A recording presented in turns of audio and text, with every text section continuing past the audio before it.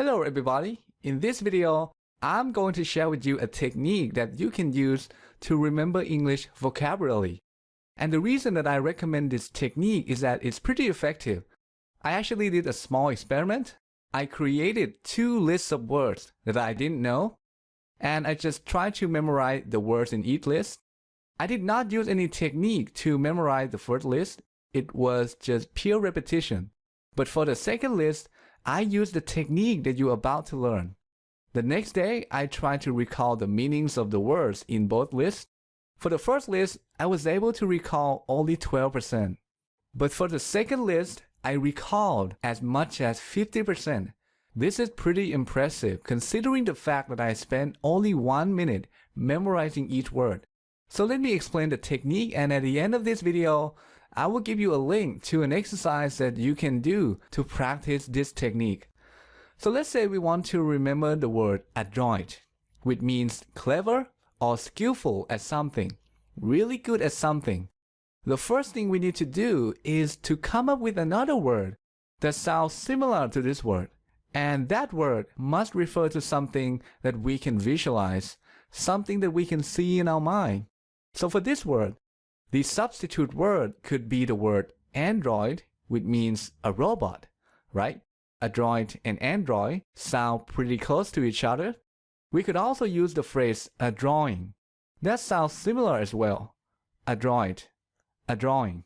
Now, what these words have in common is that they refer to something that we can visualize, and this is a very important point, and you're going to find out why soon.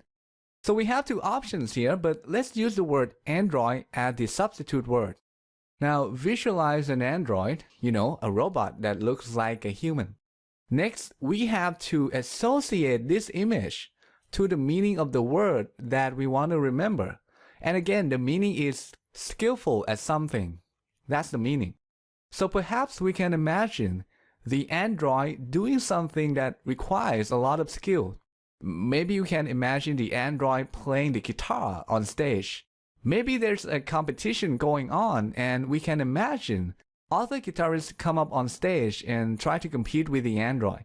But everybody loses because the android is very good at playing the guitar. The android is adroit at playing the guitar. So what we're doing here is associate the pronunciation with the meaning through an image or story. We're creating an association between them. So when you come across this word again, the pronunciation will remind you of the association and therefore the meaning of the word. Let's take a look at one more example. Suppose we want to memorize the word lambaste, which means to criticize someone or something harshly. For the first syllable, lamb, we can use lamp, the animal, or lamp, the thing that generates light, as the substitute word.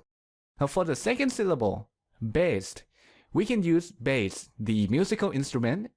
And I also happen to have a friend named Bass, so personally I can use his name as the substitute word as well. But let's use lamb the animal and bass the musical instrument together. So we can imagine a lamb playing the bass, but unfortunately, the lamb is really terrible at playing the bass. So the bass gets angry and starts criticizing the lamb. The bass is lambasting the lamb.